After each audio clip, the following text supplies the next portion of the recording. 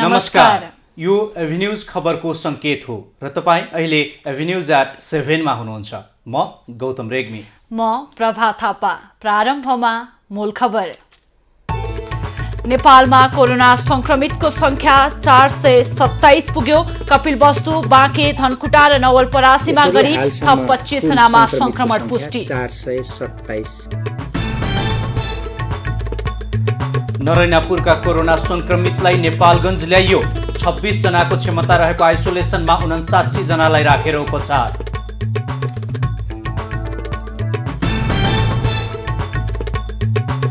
विदेशमा अलपत्र परेका नेपालीको उद्धार गर्न सांसदहरूको माग।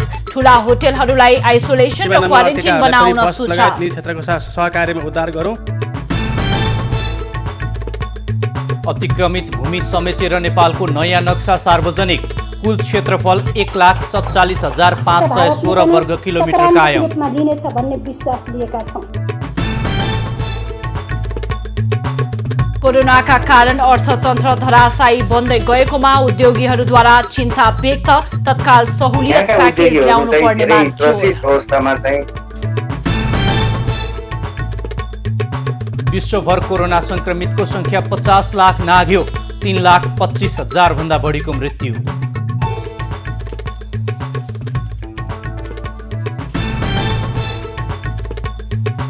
र अम्पुन आँधीका कारण भारत र बंगलादेशमा हावाहुरी सहित वर्षा। तटीय क्षेत्रका बासिन्दालाई सुरक्षित स्थानमा सारियो।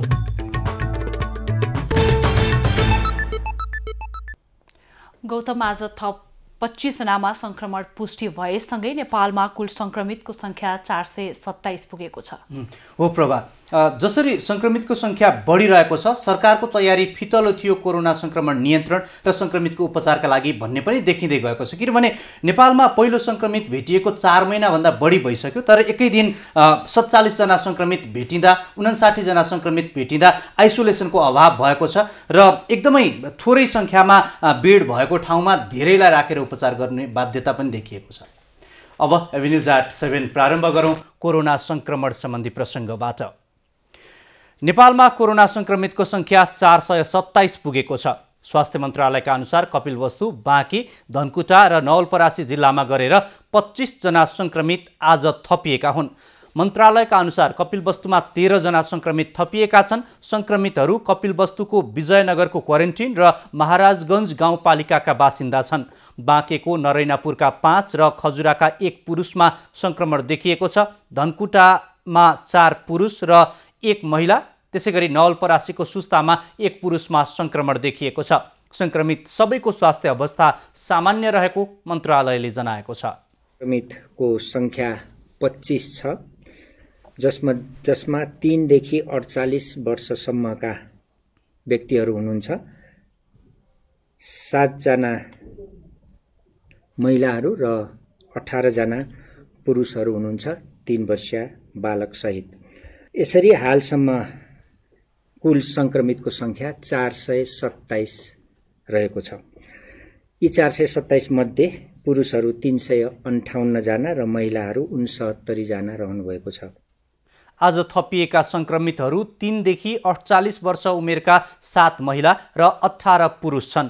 मन्त्रालयका अनुसार हालसम्म देशभर 35,494 जनाको PCR र 75,072 जनाको RDT विधिबाट परीक्षण गरिएको छ। त्यस्तै 23,202 जना क्वारेन्टिनमा रहेका छन्। विभिन्न अस्पतालमा 380 जनाको आइसोलेसनमा उपचार भइरहेको छ। कोरोना संक्रमित मध्ये 45 जना निको भएर डिस्चार्ज भएका छन् भने 2 जनाको मृत्यु भएको छ। आज कपिलवस्तुमा 13 जना संक्रमित थपिएका छन्। यस अघिका संक्रमितको अवस्था कस्तो छ, उनीहरू अब आज थपिएकालाई आइसोलेसनमा राखेर उपचार गर्न सुरु भएको छ कि छैन लगायत अन्य विषयमा थप कुराकानी गर्नका लागि यति बेला कपिलवस्तुबाट संवाददाता गोपाल भण्डारी हामीसँग प्रत्यक्ष सम्पर्कमा हुनुहुन्छ।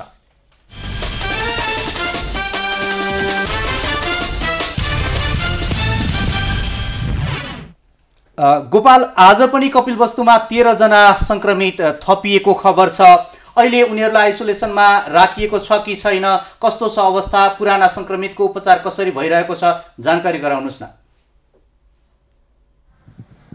गौतम आज मात्र कपिलवस्तुमा 13 होइन 12 जना नयाँ कोरोना भाइरस संक्रमण भएका सर्वसाधारणहरूको पुष्टि भएको छ र यो सँगै यसअघि भएका 47 जना गरेर कुल अहिलेसम्म कपिलवस्तुमा 59 जनामा कोरोना भाइरसको संक्रमण देखिएको छ र ती संक्रमितहरूलाई अब केही बेर पछि उनीहरूको कन्ट्याक्ट ट्रेसिङको आधारमा उनीहरूसँग कोसँग सम्पर्कमा थिए त्यसको कन्ट्याक्ट ट्रेसिङ गरिरहेको छ भने उनीहरूलाई कोरोना अस्पतालमा लैजाने तयारी गरिएको छ र गौतम जसरी प्रदेश सरकारले निर्णय गरेको छ कपिलवस्तु जिल्लामा जसरी एकाएक कोरोना संक्रमितहरूको सङ्ख्या बढ्दै गइसकेपछि तिनीहरूलाई जिल्लामै राखेर उपचार गर्ने र उनीहरूमा जटिल समस्या आयो भने कोरोना अस्पतालमा लैजाने भन्ने तयारी गरिएको छ जस अनुरूप कपिलवस्तु जिल्लाका 5 वटा विभिन्न स्थानमा 50-50 बेडको आइसोलेसन वार्ड तयार गर्ने भन्ने निर्णय भएको छ र आज मात्र दिउँसो सुरक्षा समितिको बैठकबाट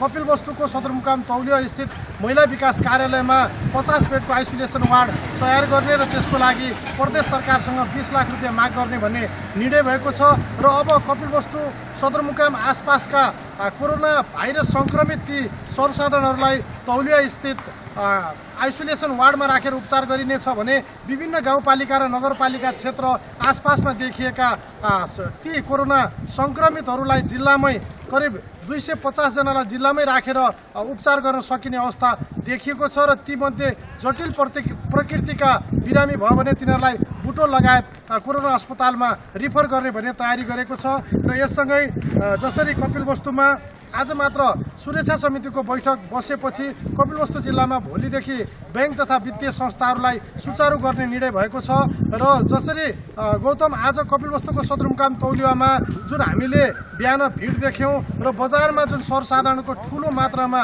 उपस्थिति भएको देखियो जबकि कपिलवस्तु जिल्लालाई लकडाउन गरिएको छ र त्यो लकडाउनलाई पूर्ण पालना गर्नका लागि स्थानीय प्रशासनले कपिलवस्तु जिल्लालाई पूर्ण रूपमा सिल गरेको भनेर घोषणा गरिरहेको छ तर स्थानीय प्रशासनले त्यस्तो घोषणा गरिरहँदा पनि त्यसको घोर उल्लङ्घन भएको छ बजारमा र हरेक पसलहरूमा सोशल डिस्टेन्स सामाजिक दूरीको गोपाल यहाँले जानकारी गराउनु भयो लकडाउनको बेलामा पनि स्थानीयहरूको भिडभाड पनि देखिने गरेको छ स्थानीय प्रशासनले पहल गर्दा गर्दै पनि उल्लङ्घनका घटनाहरू बाहिरिरहँदा यो खास के को कमी नै हो जनचेतनाको कमी हो भनौँ भने दिनानुदिन कपिलवस्तुमै संक्रमितको संख्या पनि बढिरहेको छ यसमा चाहिँ तपाईले प्रत्यक्ष रूपमा त्यहाँ रहेर खबर सम्प्रेषण गर्दा के पाउनु भएको छ यसमा प्रभाव जनचेतनाको कमी भन्नुभन्दा पनि जसरी इस्लाम धर्मावलम्बीहरूको ईद पर्व नजिकिँदै गर्दा स्थानीय प्रशासनले हप्तामा 3 दिन मात्र बिहान 2 घण्टा मात्रै बजार खोल्ने जो निर्णय गरेको छ त्यो निर्णयका कारणले गर्दा हप्तामा 3 दिन र त्यो दिन छोपेर जुन गाउँबाट सर्वसाधारणहरू आएर बजार गर्न आएका छन् र 2 घण्टा मात्रै बजार खोल्ने कारणले गर्दा एकैचोटि त्यो भिड एकाएक बढ्ने गरेको छ र जसले गर्दा गाउँबाट आएका ती सर्वसाधारणहरूले कोरोना भाइरसको संक्रमणलाई अझ बजार क्षेत्रमा फैलाउन सक्ने त्यत्तिकै त्रास बढेको छ र स्थानीय क्षेत्र र यहाँका सर्वसाधारणहरूले यसरी हप्तामा 3 दिन खोल्नुभन्दा दैनिक जसो दिनको 2 घण्टा खोल्न सक्यो भने त्यस्ता भिडहरूलाई व्यवस्थापन गर्न सकिन्छ भन्ने एकातर्फ स्थानीय सर्वसाधारणको माग छ भने प्रभाव अर्को कुरा के छ भने कपिलवस्तु जिल्लामा अहिले करिब 7500 को संख्यामा क्वारेन्टिनमा सर्वसाधारणहरू रहेका छन् र तिनीहरू अधिकांश सर्वसाधारणहरूको 2 हप्ताभन्दा लामो बसाइ क्वारेन्टिनमा भइसकेको छ। धन्यवाद गोपाल जानकारीका लागि। संवाददाता गोपाल भण्डारी हुनुहुन्थ्यो। हामीलाई कपिलवस्तुमा नयाँ संक्रमित थपिएसँगै त्यहाँ संक्रमण रोकथामका लागि प्रयास कसरी भइरहेको छ र संक्रमितको उपचार कसरी भइरहेको छ लगायतका विषयमा जानकारी गराउँदै हुनुहुन्थ्यो। अब बाँकी खबर। बाँकीको नरैनापुरको क्वारेन्टिनमा रहेका 59 जना कोरोना संक्रमितलाई आज नेपालगञ्ज ल्याइएको छ। नेपाली सेना र आइएनएफले उनीहरूलाई नेपालगञ्ज स्थित खजुरा रोडमा रहेको लायन्स डेन्टल अस्पताल ल्याएको हो। 2 वटा एम्बुलेन्समा 2 पटक गरी उनीहरूलाई नेपालगञ्ज पुर्याइएको बताइएको छ। उनीहरूलाई मंगलबार राति र आज बिहान गरेर नेपालगञ्ज ल्याइएको हो। मंगलबार बिहान ल्याउन खोज्दा स्थानीयले अवरोध गरेपछि ल्याउन ढिला भएको बताइएको छ। 26 जनाको क्षमता रहेको डेन्टल अस्पताल आइसोलेसनमा 59 जना संक्रमितलाई कोचाकोच गरी राखिएको छ। 25 जनालाई लायन्स डेन्टल अस्पतालमा र 34 जनालाई कोहलपुर पिपरी स्थित कृषि विकास बैंकको तालिम केन्द्रमा राख्ने निर्णय भएको थियो। कोहलपुरमा राख्ने निर्णयको विरोध भएपछि अहिले सबैलाई एकै ठाउँमा राखिएको छ। 23 जनालाई डेन्टल अस्पतालमा र बाँकीलाई कृषि विकास बैंकमै राख्ने तयारी छ। नरैनापुरमा आइसोलेसन वार्ड नभएका कारण सबै संक्रमितलाई नेपालगञ्ज ल्याइएको हो। खजुरा स्थित प्रखर सुशील कोइराला क्यान्सर अस्पतालको आइसोलेसन वार्ड भरिएपछि संक्रमितलाई राख्न समस्या भएको हो। विराटनगर स्थित कोशी कोरोना विशेष अस्पतालमा उपचार गराइरहेका थप 8 जना संक्रमित आज डिस्चार्ज भएका छन्। लगातार 2 पटकको स्वाब परीक्षण रिपोर्ट नेगेटिभ आएपछि उनीहरूलाई आज डिस्चार्ज गरिएको हो। डिस्चार्ज हुनेमा 5 जना भारतीय जमाती र 3 जना उदयपुरका बासिन्दा छन्। उनीहरू सबैलाई भुल्केमा संक्रमण पुष्टि भएको थियो। यो सँगै कोशी अस्पतालबाट निको भएर फर्कनेको संख्या 26 पुगेको छ। 54 जना संक्रमित मध्ये बाँकीको अहिले पनि अस्पतालमा उपचार भइरहेको छ। अस्पतालमा रहेका सबैको स्वास्थ्य अवस्था सामान्य रहेको छ। प्रदेश 1 मा हालसम्म उदयपुरका 33, झापाका 12, मोरङका 3, सुनसरीका 3, भोजपुर, धनकुटा र खोटाङका 1-1 जनामा कोरोना संक्रमण पुष्टि भएको छ। रूपन्देहीको तिलोत्तमा स्थित क्रिम्सन अस्पतालमा उपचाररत गुल्मीका कोरोना संक्रमितको स्वास्थ्य अवस्था गम्भीर भएको छ। उनको अस्पतालको सघन कक्षमा भेन्टिलेटरमा राखेर उपचार भइरहेको अस्पतालले जानकारी दिएको छ। केही सञ्चार माध्यममा बिरामीको मृत्यु भएको भन्दै झुटो जानकारी आएकोमा अस्पतालले दुःख व्यक्त गरेको छ। मृत्युको भ्रामक खबरले सर्वसाधारणमा त्रासको अवस्था देखिएको भन्दै अस्पतालले भ्रामक खबरको पछि नलाग्न समेत अनुरोध गरेको छ।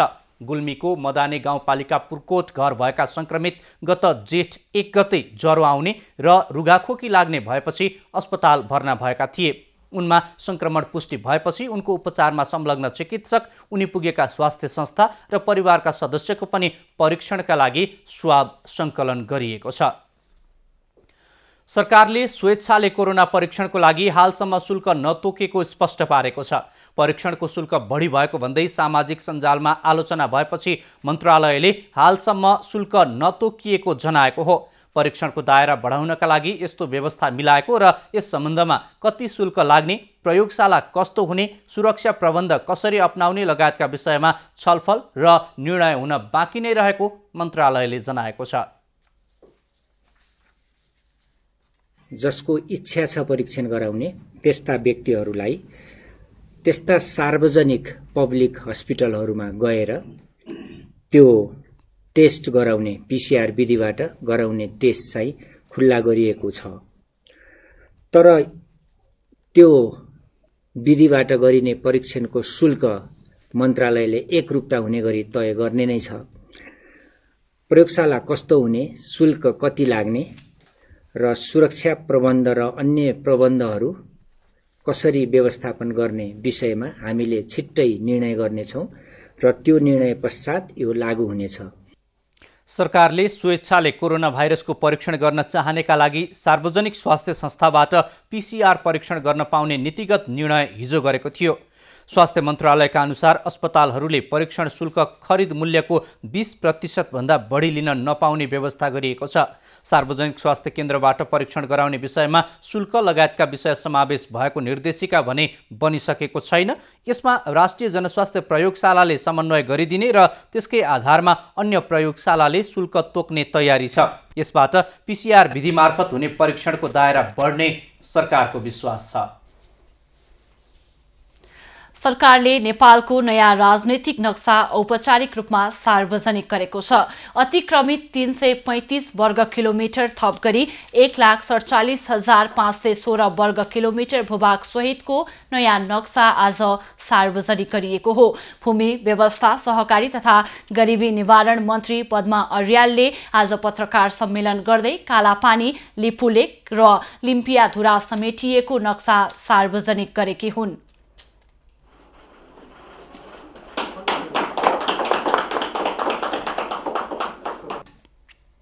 सो क्रममा मन्त्री अर्यालले नेपालको मानचित्र मात्र बदलिएको नभई विश्व मानचित्रमा पनि नेपालको नक्सा बदलिएको बताइन्। सीमा विवाद समाधान गर्न भारतसँग कूटनीतिक पहल गरिने उल्लेख गर्दै उनले नक्सालाई भारतले समेत स्वीकार्ने विश्वास व्यक्त गरिन्। छिमेकी मित्र राष्ट्र भारतसँग द्विपक्षीय वार्ता र कूटनीतिक प्रयास मार्फत समस्याको समाधान गर्न प्रतिबद्ध छौँ। मित्र राष्ट्र भारतले पनि सकारात्मक रूपमा लिनेछ भन्ने विश्वास लिएका छौँ। काली नदी र सोभन्दा पूर्वको भाग नेपालको भएको भएपछि यसअघिको नक्सामा सो भूभाग नसमेटिएकाले नयाँ नक्सामा नेपालको सबै भूभाग समेटेर नयाँ नक्सा सार्वजनिक गरिएको हो। देशभर नयाँ प्रयोगमा ल्याउने गरी आवश्यक काम कारबाही समेत अगाडि बढाइएको मन्त्रालयले जानकारी दिएको छ। सार्वजनिक गरिएको राजनीति तथा प्रशासनिक नक्सामा 753 वटा स्थानीय तह, 7 वटा प्रदेश र अन्तर्राष्ट्रिय सीमानाहरू पनि समेटिएका छन्। राष्ट्रपति विद्यादेवी भण्डारीले 2 जेठमा संघीय संसदको संयुक्त बैठकमा सरकारको वार्षिक नीति तथा कार्यक्रम प्रस्तुत गर्दा नयाँ नक्सा सार्वजनिक गर्ने घोषणा गरेकी थिइन्। गत सोमबारको मन्त्री परिषद बैठकले अतिक्रमित भूमि समेटिएको नेपालको नयाँ नक्सा जारी गर्ने निर्णय गरेको थियो। सांसदहरूले देश बाहिर अप्ठ्यारोमा परेकाहरूको उद्धार गरी पीसीआर परीक्षणको दायरा बढाउन माग गरेका छन्। राष्ट्रिय सभा बैठकको विशेष समयमा बोल्ने सांसदहरूले परीक्षण बढाउनुपर्ने, विदेशमा अलपत्र नेपालीहरूको उद्धार गर्नुपर्ने, सम्पूर्ण प्रदेशमा आवश्यक स्वास्थ्य उपकरणको उचित व्यवस्था गर्न माग गरेका हुन्। कांग्रेस सांसद जितेन्द्र नारायण देवले जनताको बाँच्न पाउने अधिकारको संरक्षण गर्न सरकारको ध्यानाकर्षण गराए। समस्या नेपाली जनताको जीवनको समस्या नेपालको संविधानसँग जोडिएको, फन्डामेन्टल राइटसँग जोडिएको, नेपालको संविधानको मौलिक अधिकारसँग जोडिएको यो कन्स्टिट्युसनल समस्या हो। राइट टु लाइफको मान्छेले नेपालीले बाँच्न पाउनुपर्छ भने संविधानले जुन संवैधानिक हकको ग्यारेन्टी गरेको छ। सांसदहरूले विदेशमा अलपत्र रहेका नागरिकको तत्काल उद्धार गर्न पनि आग्रह गरेका छन्। भारतबाट रोजगार गुमाएका नागरिकहरू लुकी छिपी फर्किने क्रम नरोकिएकाले समस्या हुन सक्ने सांसदहरूको भनाइ छ। नजिकको छिमेकी मुलुक भारतमा जाने गरेका छन् र भारतबाट अहिले कोभिड-19 जब भयावह अवस्थामा गइसकेपछि अहिले फर्किने क्रम जारी छ। सांसद रामनारायण बिडारीले सीमा समस्या कूटनीतिक माध्यमबाट समाधान गर्न आग्रह गरे। नेपाल र भारतका पूर्व शासकहरूको गल्तीका कारण अहिलेको अप्ठ्यारो अवस्था आएको उनको भनाइ छ। नेपालको पूर्व शासकहरूले गरेका बेइमानी र गल्तीका र हेलचक्र्याइका कारणबाट सिर्जित भएको यो कुरा अहिलेको हाम्रो पुस्तामा आउँदाखेरि बडो चाहिँ अप्ठ्यारो पर्न गएको। जनताहरू लकडाउनमा रहेका बेला मन्त्री, सांसद र नेताहरूले धेरै हिँडडुल गर्नुभन्दा संक्रमण नियन्त्रण र रोकथामका लागि के गर्न सकिन्छ त्यतातिर काम गर्न उनले आग्रह गरे। सांसदहरूले स्थानीय तहहरूमा व्यवस्थित क्वारेन्टिनको संख्या बढाउन, धान र मकै रोप्ने समय भएकाले उन्नत बिउ मलको समयमै व्यवस्थापन गर्न पनि राष्ट्रिय सभा सदस्यले ध्यानाकर्षण गराएका छन्। राष्ट्रिय सभा सदस्य रामनारायण बिडारीले जनताहरू लकडाउनमा रहेका बेला मन्त्री, सांसद र नेताहरू धेरै हिँडडुल गर्नुभन्दा संक्रमण नियन्त्रण र रोकथाममा केन्द्रित हुनुपर्ने बताएका छन्। राष्ट्रिय सभाको आजको विशेष समयमा बोल्दै उनले पास वितरणमा अझै कडाई गर्न गृह मन्त्रालयलाई आग्रह समेत गरेका छन्। सदस्य बिडारीले प्रमुख जिल्लाधिकारीहरूले रक्सी खाने र तास खेल्ने साथीलाई पास बाडेका कारण शहरमा भिड बढेको आरोप समेत लगाएका छन्। कोरोना फैलिनुमा एउटा सिडियो पनि दोषी छ। तास खेल्दाको साथी, रक्सी खाँदाको साथी जम्मैलाई पास बाँड्दैछ सिडियो। अनि त ठी गर्दै टोलका चाहिँ 2-4 हजार रुपियाँ भएका गुण्डाहरू गाडीका पास लिएर हिँड्ने, जनतालाई यत्रो आक्रान्त पार्ने। अहिले पनि गृह मन्त्रालयको ध्यान जाओस्, पासलाई बडो चाहिँ संवेदनशील विचार गरिकन त्यो कार्य गरोस्। 2-4 हजार रुपैयाँ भएका गुण्डाहरूले गाडीका पास लिएर हिँड्ने तर जनतालाई आक्रान्त पार्ने काम नगर्न पनि प्रशासनको ध्यानाकर्षण गराए। बिडारीले सरकारले गाउँ गाउँमा किसानहरूका लागि मल, बिउ र कीटनाशक औषधिको व्यवस्था गर्न माग गरे। किसानहरूको उत्पादन सरकारले गाउँबाट किनेर वितरण गर्न सके मात्रै भारतबाट तरकारी ल्याउनै पर्ने अवस्थाको अन्त्य हुने उनको भनाइ छ।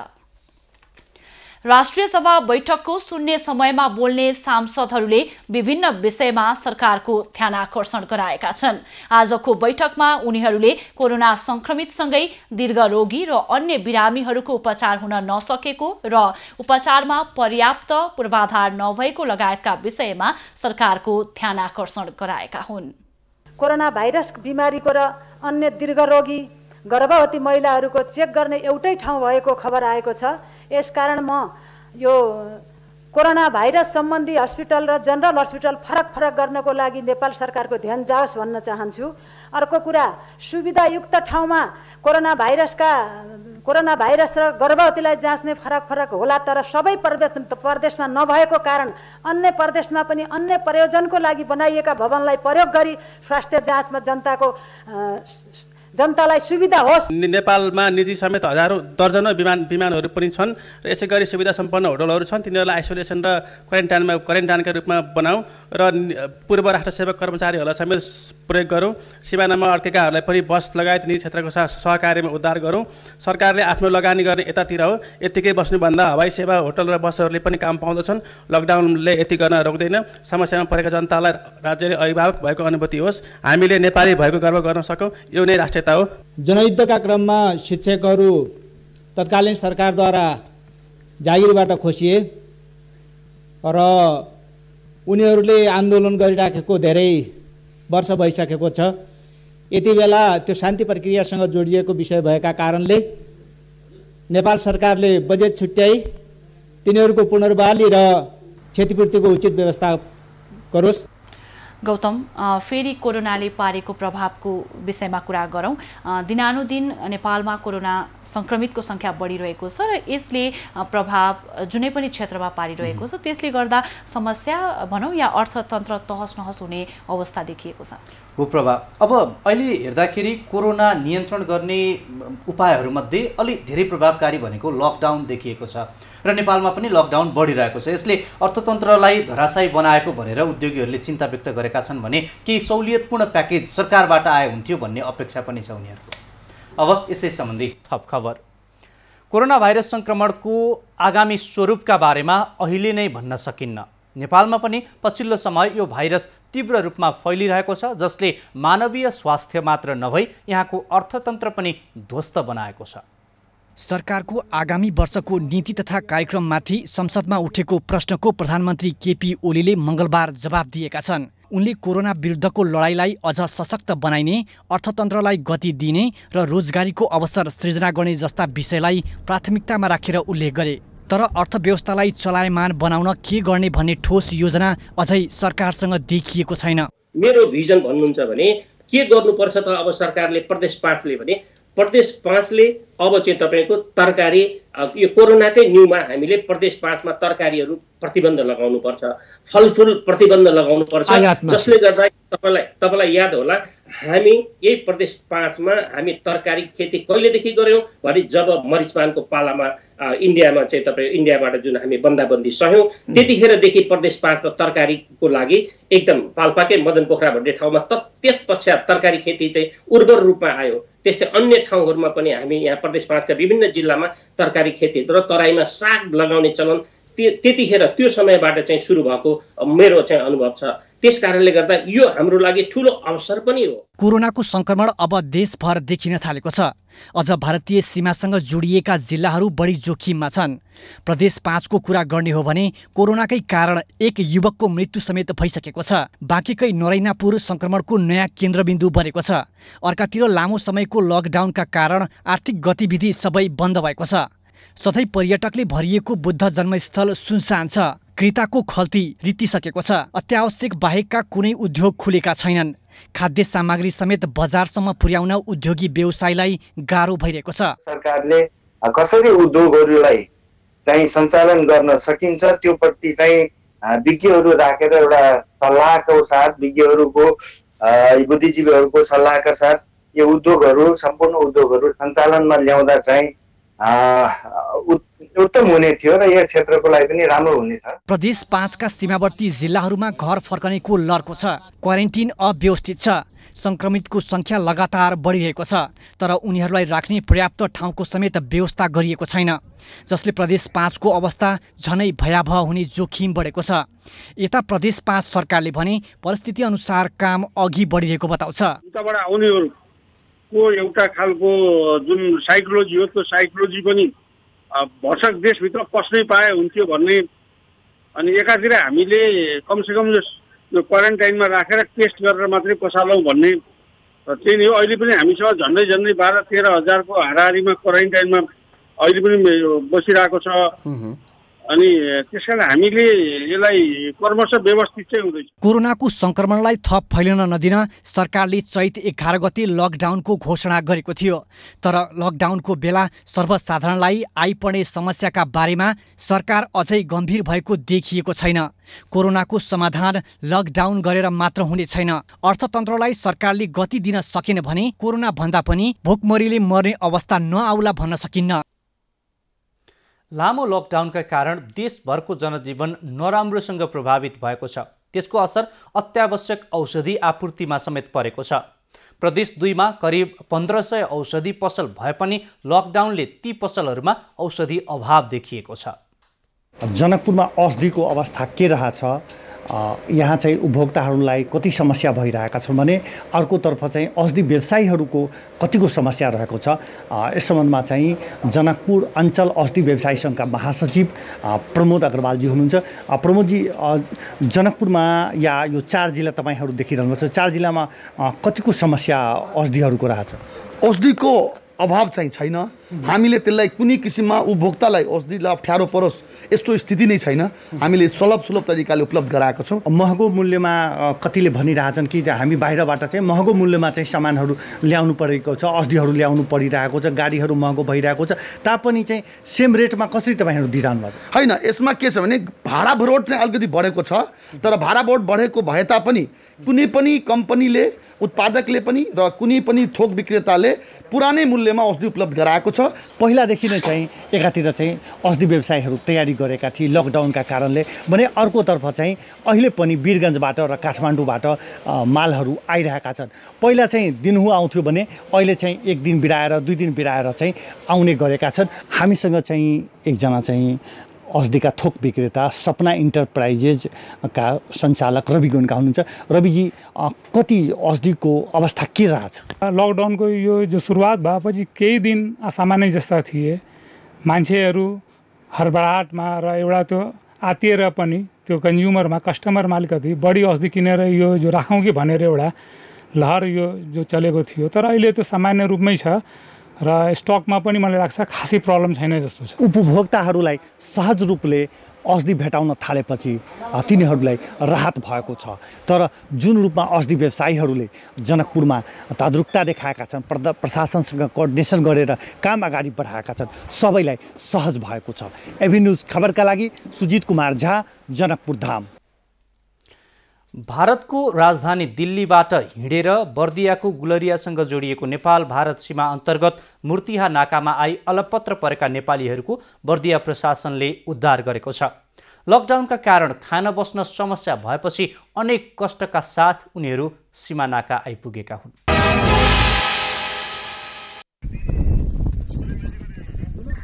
मुलुकका विभिन्न 7 जिल्लाका 38 जना नेपालीको सीमा आउँदसम्मको पीडा अत्यन्तै कारुणिक छ। दिल्लीबाट बसमा आएका भनिए पनि बसले भारतको मिहियापुर भन्ने ठाउँमा छाडेर गएपछि रातभरि जङ्गलको बाटो हिँडेर उनीहरू सीमा नाका पुगेका हुन्। प्राय बाघको चहल पहल रहने कतरनिया र मूर्तिहा जङ्गलमा रातभरि हिँड्दा उनीहरूले बाँच्ने आशा समेत मारेका थिए। सीमासम्म पुगेपछि अलिकति सास आएको उनीहरू बताउँछन्। दिल्लीमा खाने रासन सकिएपछि बाध्यताले नेपाल आएको उनीहरू बताउँछन्। बसले छोड्दैछ, हिँड्नु पर्यो पैदल 4-5 घण्टा लगातार हामी आरक्षभित्र। त्यही तनाव भयो सर। जङ्गली जनावरहरूको डरमा हिँडेर आयो, बिच रोडमै सुतियो रातभरि। एकातर्फ भारतीय प्रहरीको दुर्व्यवहार, अर्कोतर्फ नेपालको सीमामा दिनभरि रोकिनु पर्दा उनीहरूले निकै कष्ट बेहोर्नु परेको छ। भारतमा दुःख पाएर मर्नुभन्दा आफ्नै देशको माटोमा मर्नु बेस भन्दै नेपाल फर्किएको उनीहरूले बताए।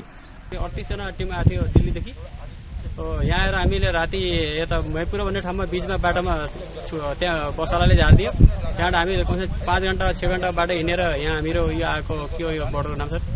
रातभरि भोकभोकै जङ्गलको बाटो, बिहान 3 बजे सिमाना आइपुगेका 38 जना नेपाली अनिद्रा र भोकका कारण विक्षिप्त बनेका थिए। यसरी आउनेमा अछाम, दैलेख, सुर्खेत, जाजरकोट, बर्दिया र बाँकेका बासिन्दा छन्। उनीहरूको स्वास्थ्य परीक्षण गरेर सम्बन्धित स्थानीय तह पठाउने व्यवस्थाको तयारी गरिएको छ। एउटा बस बुक गरेर उहाँहरूलाई चाहिँ उहाँहरूको स्थानमा पठाउनलाई सायद प्रमुख जिल्ला अधिकारी हाम्रो प्रमुख जिल्ला अधिकारीज्यू र उहाँहरूको सम्बन्धी प्रमुख जिल्ला अधिकारीज्यूहरूको बिचमा कोर्डिनेसन भएर यो गाडीहरू चाहिँ व्यवस्थापन गर्नमा सफल भइयो। सीमापारी रोकिएका आफ्नै जिल्लाका बिरामी र मजदुरहरूलाई भित्र्याउन सम्बन्धित स्थानीय तह र जिल्लामा बर्दिया प्रशासनले समन्वयन गरेको छ। भोकाएका पीडितलाई गुलरिया 6 का वडाध्यक्ष निरज कुमार शर्माले बिस्कुट, चाउचाउ लगायतका खाद्यान्न उपलब्ध गराएका थिए। दुर्गा आचार्य, बर्दिया।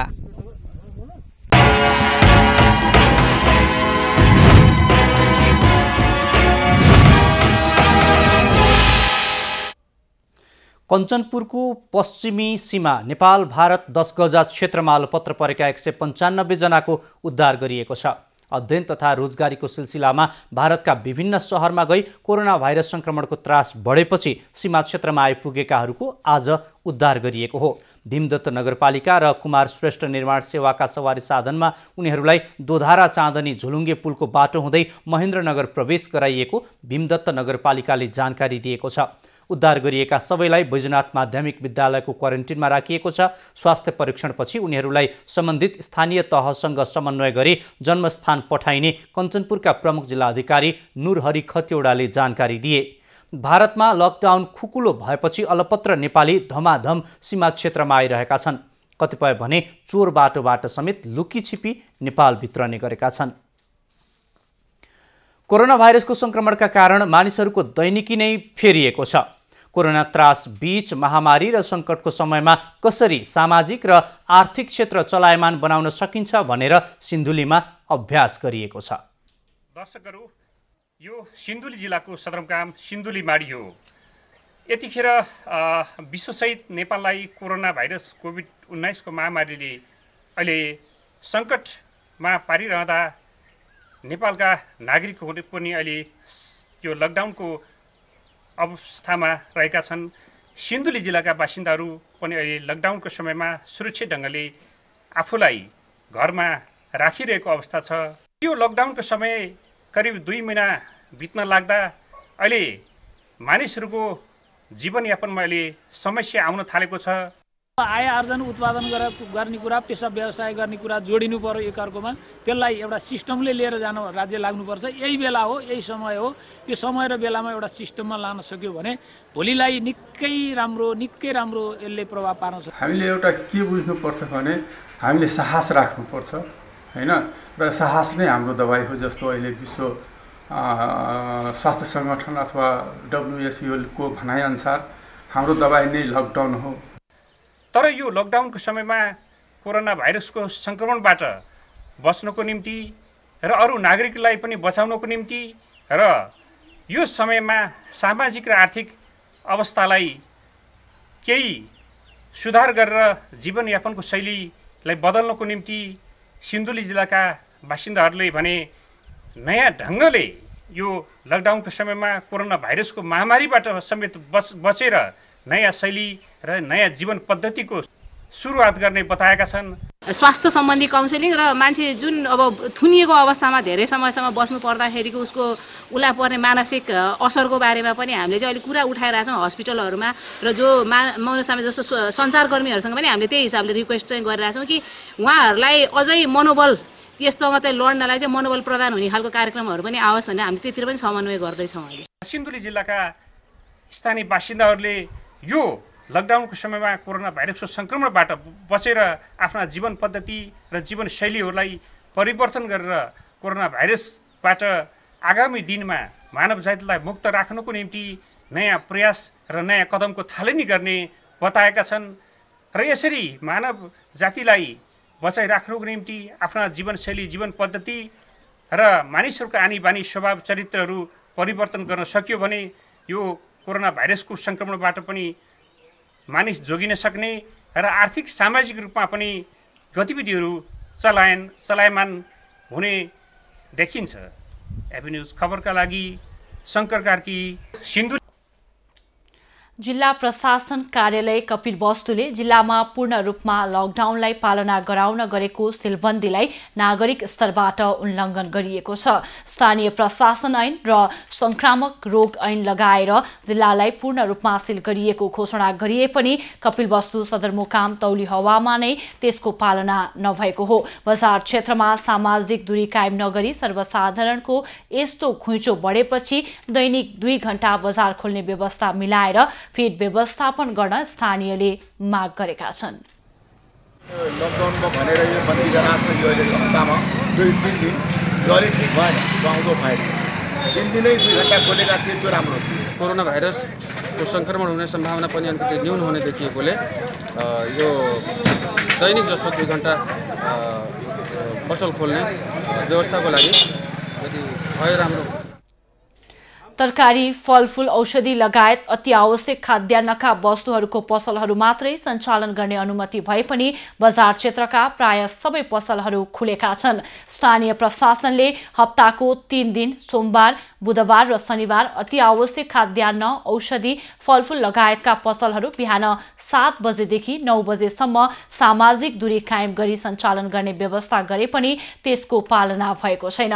कपिलवस्तु जिल्ला कोरोना भाइरस संक्रमणको उच्च जोखिममा रहेको छ। जिल्लामा 59 जनामा कोरोना भाइरसको संक्रमण देखिसकेको छ। बैतडीमा जनप्रतिनिधिमाथि आक्रमणका घटना बढ्न थालेका छन्। पुरचौडी नगरपालिकाका प्रमुख रणबहादुर कुँवर र दोगडा केदार गाउँपालिका 7 का वडा अध्यक्षमाथि आक्रमण भएपछि स्थानीय तह आतंकित र त्रसित बनेका छन्। पुरचौडी नगरपालिकाका प्रमुख रणबहादुर कुँवरमाथि स्थानीय 3 जना युवाले आक्रमण गरेपछि उनी लगायत केही जनप्रतिनिधि र कर्मचारी सुरक्षा माग्दै सदरमुकाम आएका छन्। उनीहरू सदरमुकाम आएपछि नियमित कामकाज प्रभावित भएको छ। यस्तै दोगडा केदार 7 का वडाध्यक्ष भरत महरामाथि आक्रमण भएपछि उनको नेपालगञ्ज मेडिकल कलेजमा उपचार भइरहेको छ। दुवैजनालाई आक्रमण गर्ने 7 जनालाई प्रहरीले नियन्त्रणमा लिई अभद्र व्यवहारको मुद्दा चलाएको छ।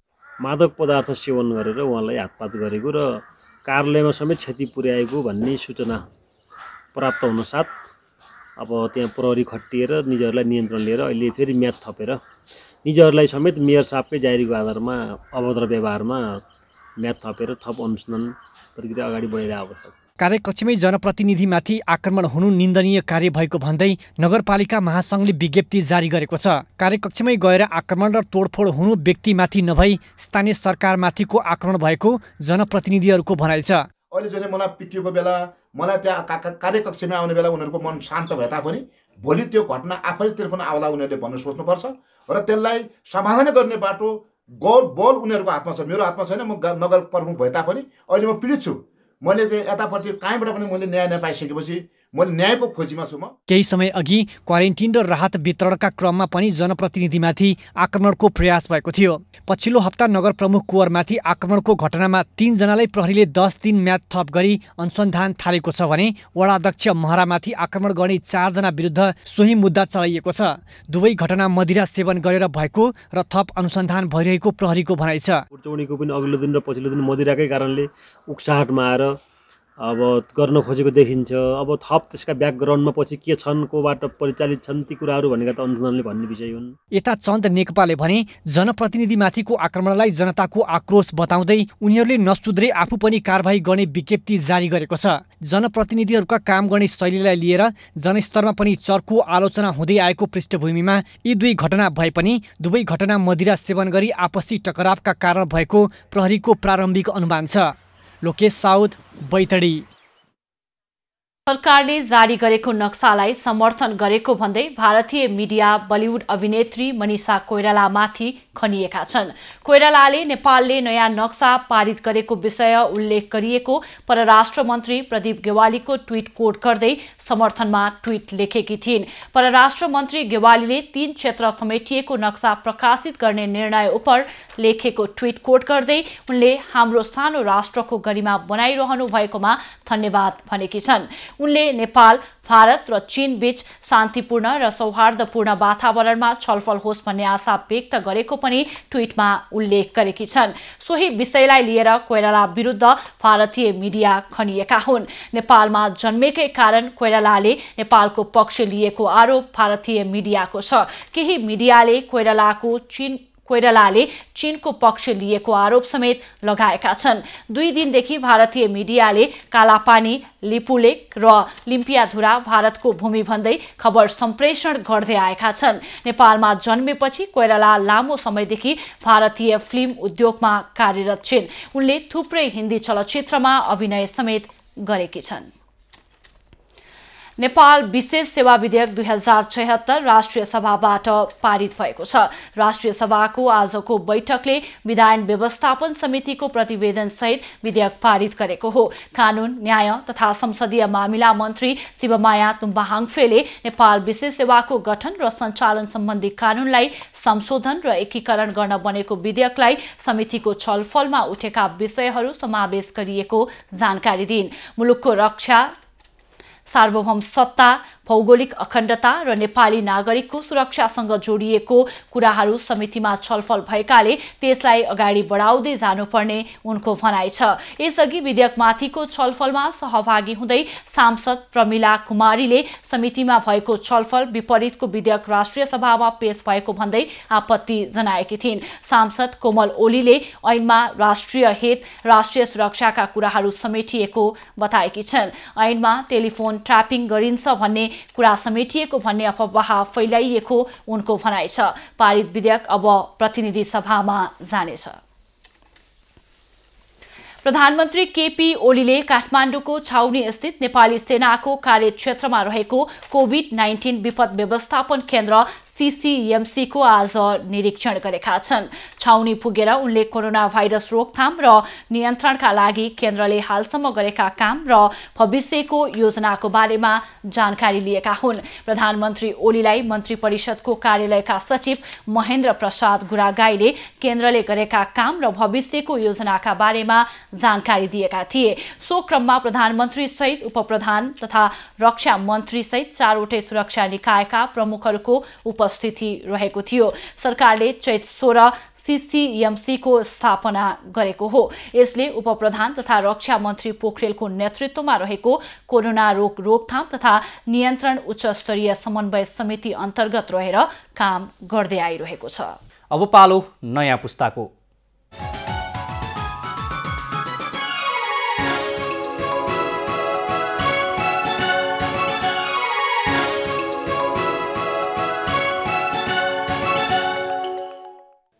नमस्ते, नयाँ पुस्तामा स्वागत छ। कोभिड-19ले मानिसलाई घरभित्र नै थुनिदिएपछि कार्बन डाइअक्साइड र ग्रिनहाउस ग्यास फ्याँक्ने क्रम कम भएकाले विश्वको वातावरणमा राम्रै सुधार भएको छ। इच्छा र वातावरण। इच्छा मान्छे भस्मासुर भएर आफैलाई नाश गर्न लागेको ठान्नुहुन्छ र वातावरण जगाउन धेरै उपाय सुझाउनुहुन्छ। नमस्कार, म इच्छा श्रेष्ठ। सबै कुरा सामान्य भएको भए केही दिन अगाडि नै मेरो परीक्षाको रिजल्ट आउँथ्यो र म 10 कक्षा जान पाउँथेँ। तर यो महामारी मुलुकमै विश्वभरि नै फैलेका कारण हामी सबैको दैनिक जीवनमा चाहिँ असर पारेको छ। हामी सबैजना घरै बसिरहेछौँ।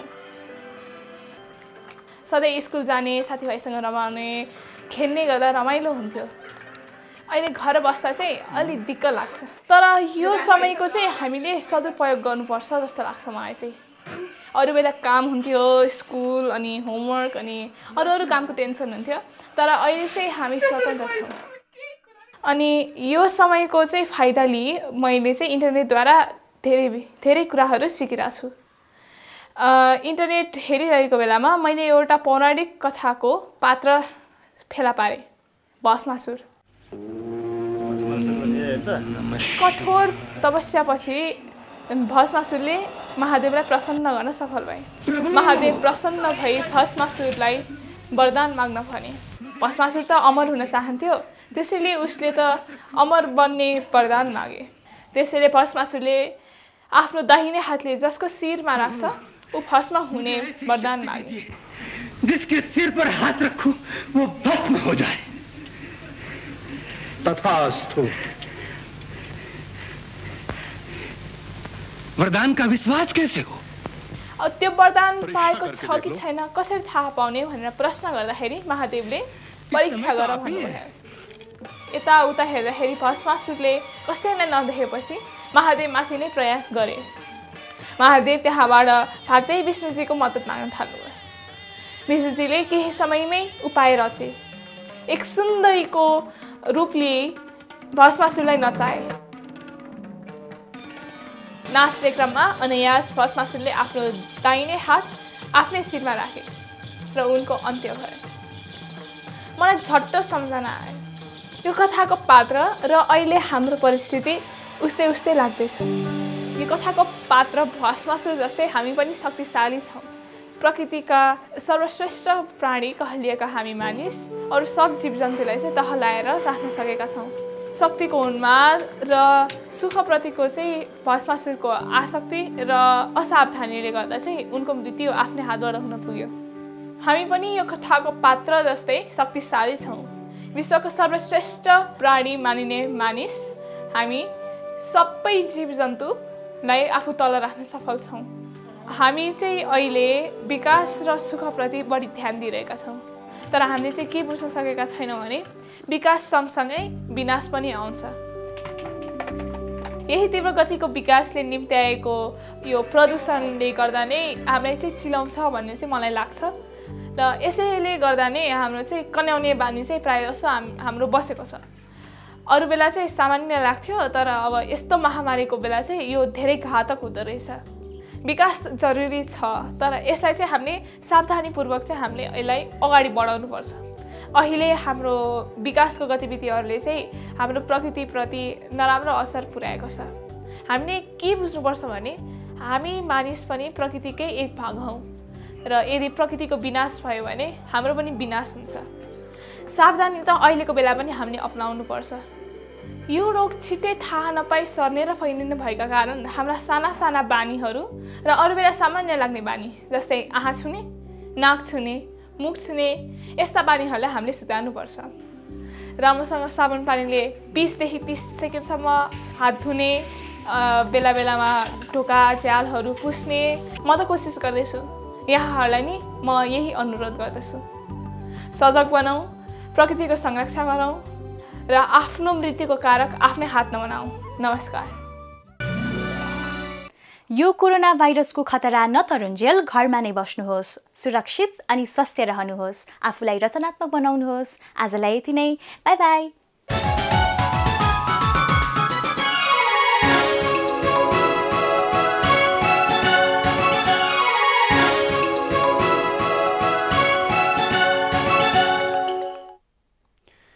अब पालो एभिन्यूज एट मौसमको। एभिन्यूज एट मौसमको साथमा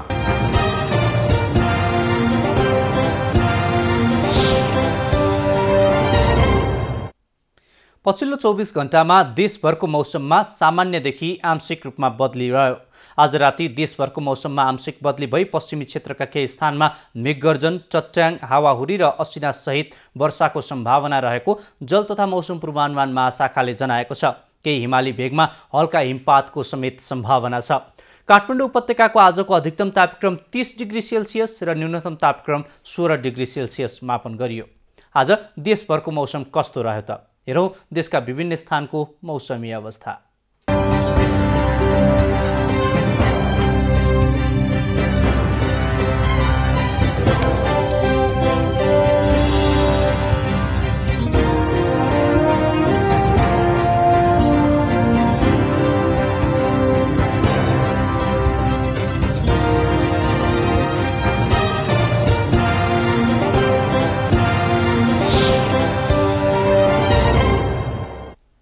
अहिलेलाई खबरको क्रम यति नै। एभिन्यूज खबरका यी सहित अन्य विस्तृत खबरका लागि www.avenews.tv लगइन गर्न सक्नुहुनेछ। युट्युब, फेसबुक र ट्विटरमा पनि हामीलाई फलो गर्न सकिनेछ। खबरभित्रको खबरका लागि हेर्दै रहनुहोला एभिन्यूज खबर। नमस्कार।